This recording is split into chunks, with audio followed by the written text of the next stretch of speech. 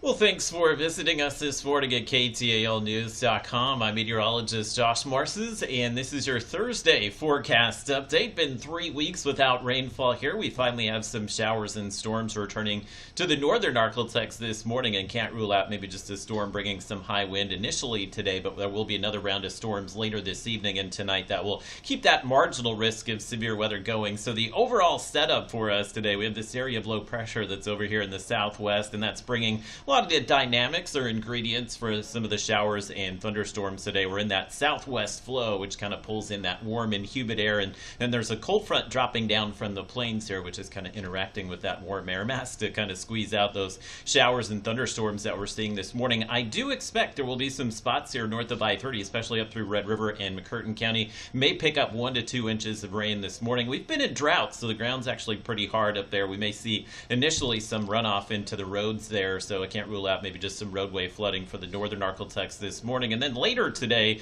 we'll have more of an isolated severe weather risk, probably closer to sunset tonight if we do see that next round of storms push in, especially when the temperatures are at their warmest here. So wind and hail would be the main culprits today. We're actually in the 2% outlook to see a isolated tornado, so there is a little bit of spin or wind shear in the atmosphere. There's a narrow window for that, but we'll show you that on Futurecast in just a moment here. But another warm morning. We'll be in the 60s and low 70s early. Not breezy today, but occasionally the wind may pop above 10 miles per hour. And of course, if you're near any storms, you'll catch some of those breezy conditions today. And you can see the highs likely close to 80. I don't think we'll break as many records today. Shreveport, the record's 84. I think there's a chance, at least in Shreveport, we could come close to the record today. But it's 3 days so far this week. We've hit 3 record highs. Today may be the one day that we don't see any records fall so far this week. And there's a look at the rainfall map. I wanted to show you that first before I show you Futurecast. And most of that rain's going to come in early next week, but again, I think this morning we could see it easily, maybe 1 to 2 inches of rain here north of I-30. And for the rest of us, where you see areas like Shreveport that probably won't see a lot of rain today, most of that rain,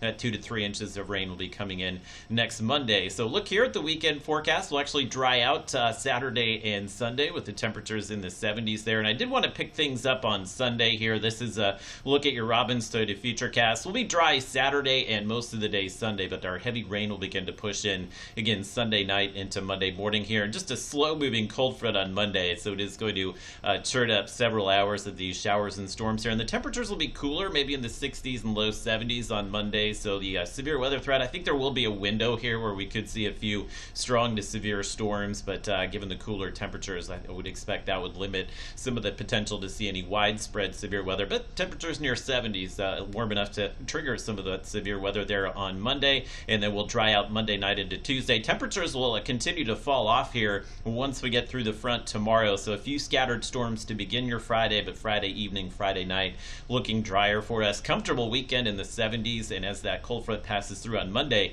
we'll pull some colder area in by the middle of next week. We'll drop into the 60s Wednesday and likely stay in the 60s there on Thanksgiving next week.